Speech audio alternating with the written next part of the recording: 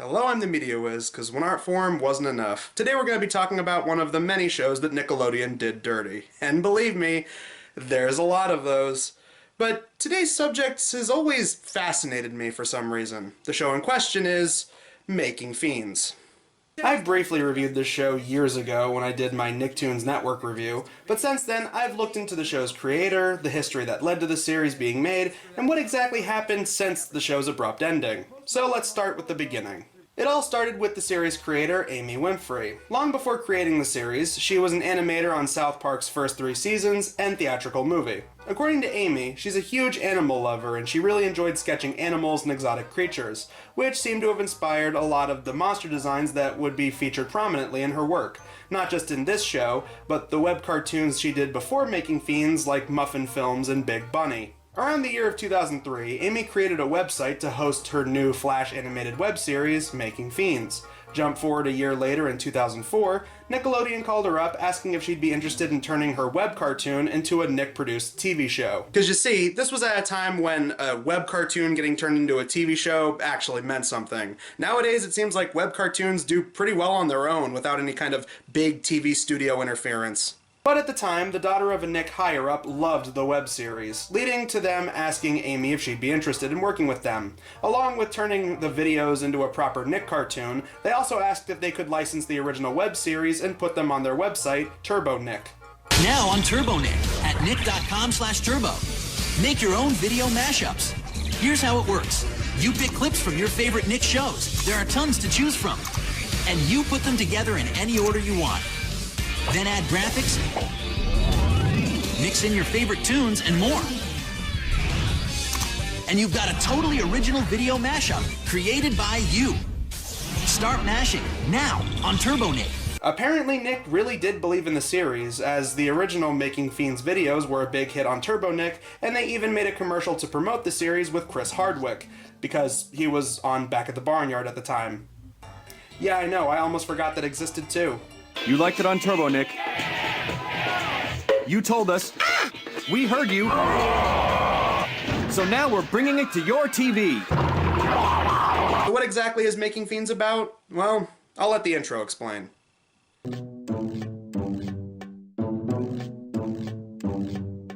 Making fiends, Vanessa's always making fiends while Charlotte makes friends.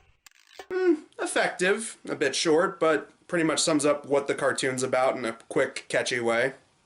The plot of the web series and the TV series are basically one and the same. It takes place in a gloomy little town called Clamburg. There's an evil little girl named Vendetta who keeps the people living in fear with her army of monstrous creations she calls Fiends. But then a new girl named Charlotte comes into town and doesn't seem at all scared or fazed by Vendetta's evil, mainly because Charlotte is incredibly gullible. But what she lacks in brain, she certainly makes up in heart, as it seems that she can befriend virtually anyone and anything, most of Vendetta's fiends included.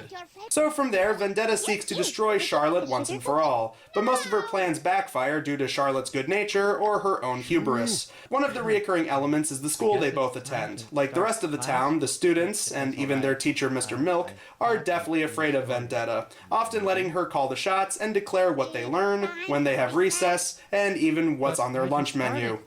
Beef jerky, clams, grape punch. Yum! Hey, that's strange. This is the same thing we had yesterday. And the day before that. And the day before that. Question not thine clams, nor thine jerked beef. These be favored foods of yon fiend maker, and yon fiend. The original web series lasted 2 seasons, ending in 2006, around the time the deal with Nickelodeon went into effect. Surprisingly, there's a decent amount of continuity in these videos. The first few were episodic, but there were eventually episodes that had overarching plots. Like for example, one episode ends with Charlotte getting eaten by the giant cat fiend, but by the next episode, Vendetta ends up getting eaten, and now the two must find a way out together. And surprisingly, it's easier than you probably would have guessed. Of course I can leave, silly. I'll just use the exit. The exit? Sure. I found it when I first got eaten by the giant kitty. You knew about this all along? Yep. See you soon. Whee! The next story arc involves Vendetta getting fed up with her right-hand man and hamster minion named Grudge. Get it? Her name's Vendetta, and his name is Grudge. You get it? But anyway, she creates a new fiend to take Grudge's place, and this actually carries over into the next episode as this new fiend, called Rubella, helps Vendetta get rid of Charlotte by pushing her into the ocean with a pair of concrete shoes. But alas, next episode, Charlotte comes back and Vendetta has officially had it with Rubella. The episode after that has her trying to turn Buttons, Charlotte's pet hamster, into a fiend, but she can't find her fiend dip. Lo and behold, Charlotte has the fiend dip and mistakes it for paint, which she uses to paint a Vendetta statue. Not only does that thing come to life, but so do the paint bucket, the paintbrush, and everything that gets in their way, turning everything in the town into a fiend. Hamster, please, tell Charlotte that I hate her.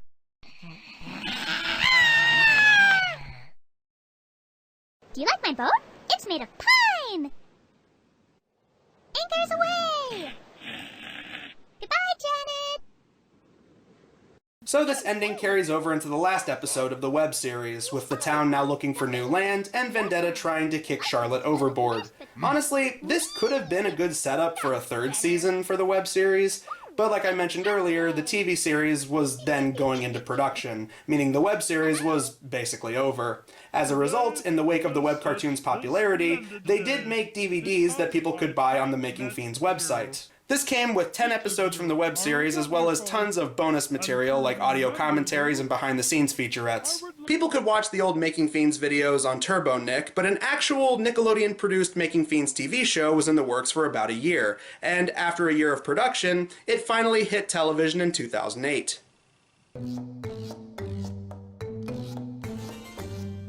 Once there was a little girl who could make fiends. She kept the whole town terrified, the girl who could make fiends. Then there came another girl who wanted to be friends. Vendetta cannot stand her, so she plots her end.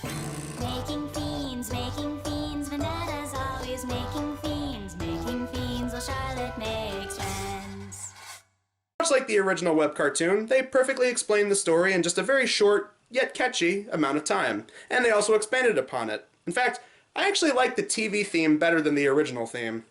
As for the TV series, they took a lot from the original web series and expanded upon it. Not only is the production value boosted up with the animation, but they also started including things like better designed backgrounds and even background music.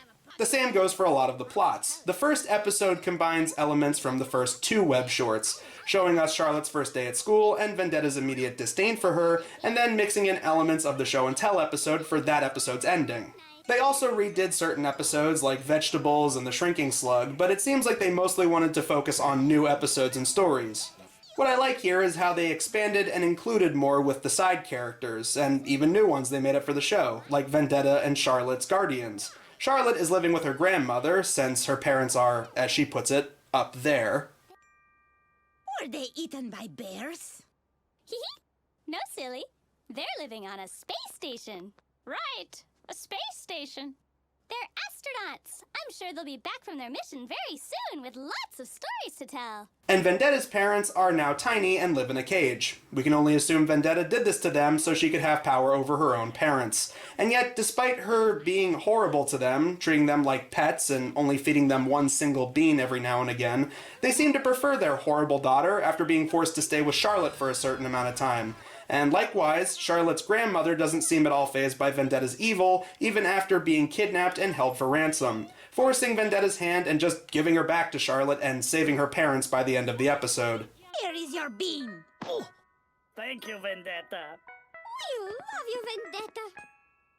Do not make me angry.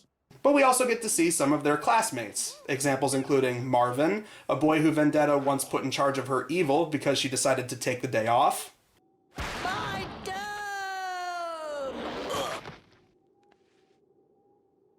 My stuff? Oh God, how could I middle manage without my manual and my phone? And, Marion, a girl who's so miserable in Clamburg she plots to run away to Canada. That is until Vendetta forces her way into her house after Vendetta's house needs to be renovated.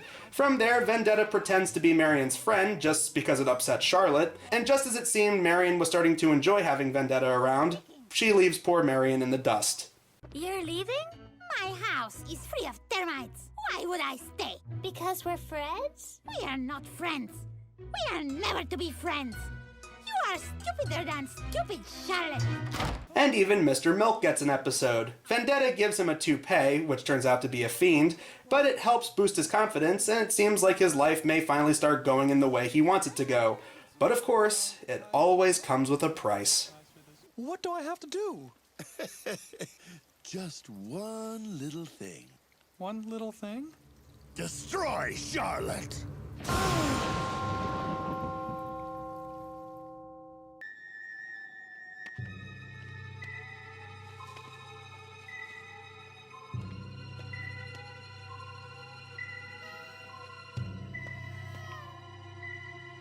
Turn around, you fool! He's gonna kill you!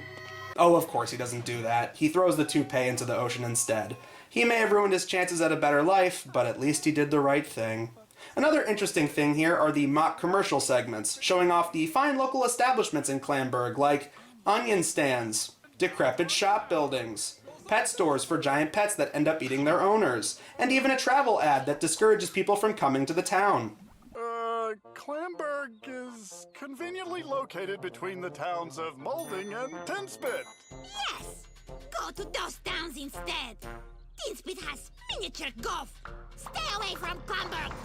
But for the most part, the series follows our not-so-dynamic duo. Much like the original web series, what helps bring these characters to life are their distinct voices, which happen to be from the same people from the original web cartoon. Vendetta is played by a character designer on the show, Aglaya Morchiva, who gives Vendetta an iconic Bulgarian accent, since she's actually Bulgarian herself, which resulted in a memorable April Fool's Day episode of the web series, which was done entirely in Bulgarian with English subtitles. Charlotte and a variety of other characters are played by the series creator herself, Amy Winfrey. For the character of Charlotte, she gives her an innocence that's similar to other characters, like Bubbles from the Powerpuff Girls. She just loves making people happy and singing songs and cheese. When Amy and Aglaya get in the recording booth together, that's when Charlotte and Vendetta really come to life.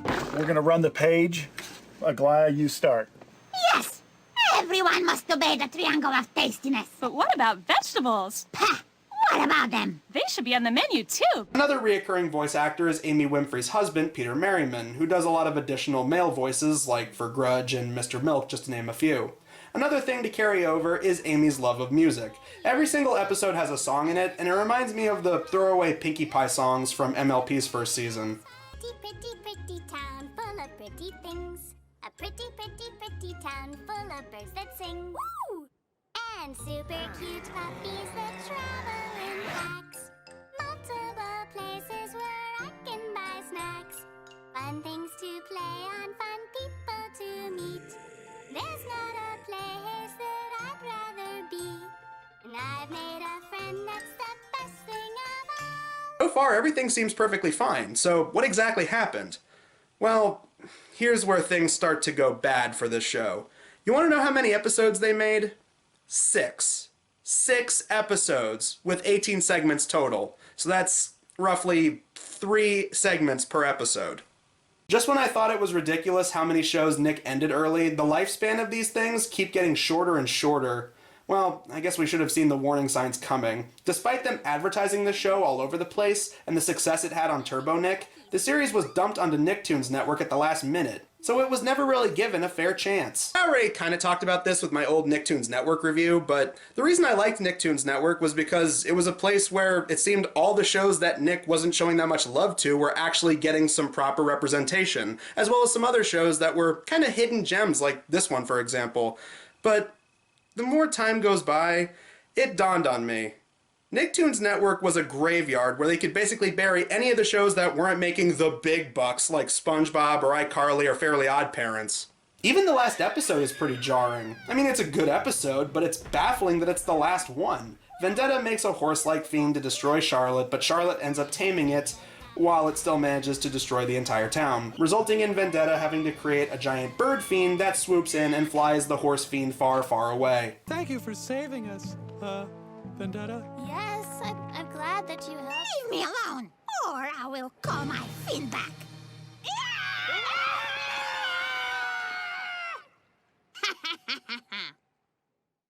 And without warning, the show was scrapped after 6 episodes had been produced. They reran them a bunch of times, but no new episodes were being made. Amy confirmed they had at least 7 episodes they wanted to do for a longer, fully fleshed out first season, but Nick sacked them before they could even get to doing them. One silver lining here is they did make a DVD for the TV series a year after it had ended, but it didn't make it suck any less the show was forced into ending so abruptly. If you're curious, the DVD is pretty good. There's no bonus content or anything, like a lot of Nick's DVD releases at the time, but all the episodes are here in chronological order, the video and audio quality is good, and they even managed to split all the episodes into 2 discs. What exactly happened to Amy Winfrey and co. after Making Fiends met a very abrupt end on Nickelodeon? Well, she was apparently a teacher at UCLA Animation Workshop for a while. Ever since Making Fiends had ended, she went on to make other cartoons, like Squid and Frog, a series of short poems featuring a cartoon frog and squid. At first it was done with puppets, but then she moved over to doing it with animation. She also went on to direct multiple episodes of the Netflix animated adult comedy BoJack Horseman, as well as its spiritual successor Tuca and Birdie, which is interesting. She started working on South Park, and then years later she moved on to BoJack. As of late, she's now currently working on a new web cartoon called Hooray for Hell.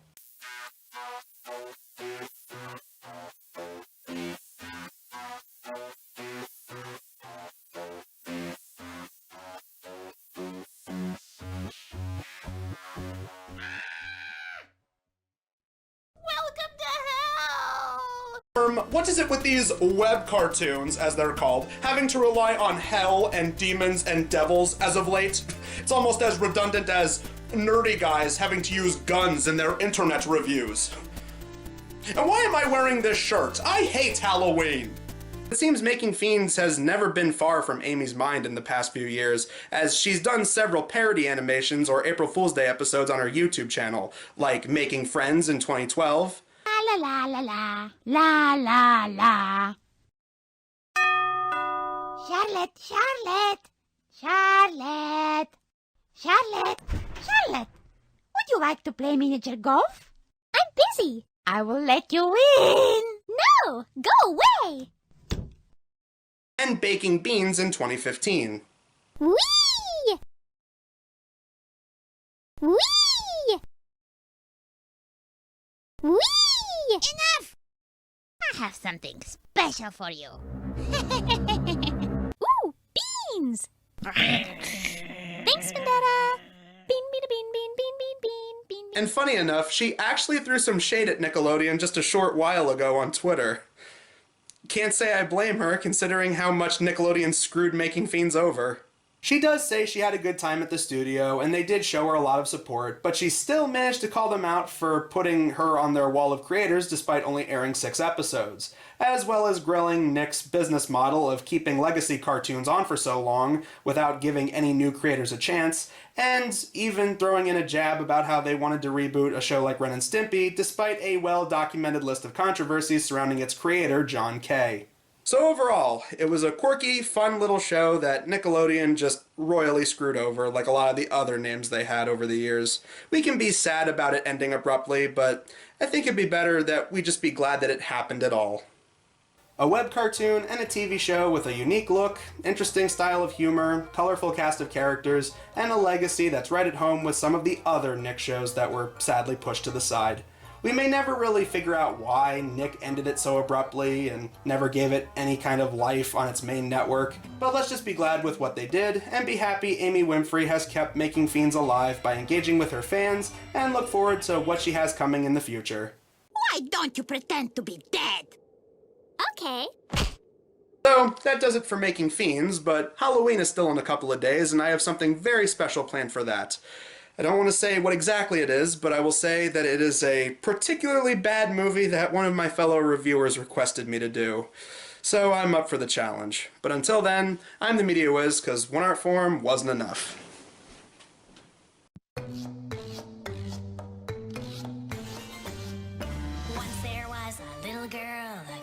who could make fiends. She kept the whole town terrified, the girl who could make fiends. Then there came another girl who wanted to be friends. Vendetta cannot stand her, so she plots her end. Making fiends, Vendetta's always making fiends while Charlotte makes friends. Please, I would like a pony, one with pretty teeth. Please, I would like a pony for me. Please, please, please. I like her.